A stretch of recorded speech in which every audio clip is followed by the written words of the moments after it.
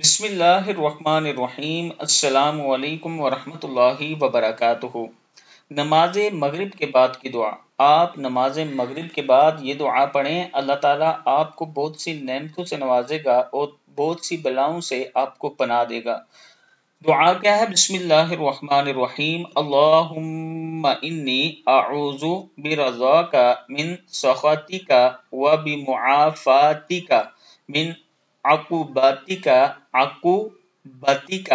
واعوذ بک Munk لا احصی ثناء علیک انت کما اثنیت علی نفسک۔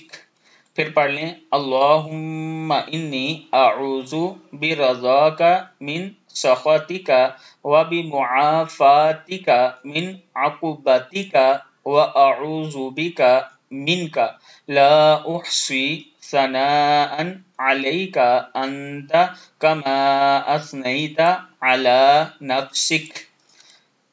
اے اللہ، بے شک میں پناہ مانگتا ہوں تیری رضا کے ذریعے سے، تیری ناراضگی سے، اور تیری معافی کے ذریعے تیری سزا سے، اور میں پناہ مانگتا ہوں تیرے ذریعے سے تجھ سے نہیں کر سکتا میں تعریف تیری، تو اسی طرح ہے جیسے تعریف کی تو نے خود اپنے آپ کی۔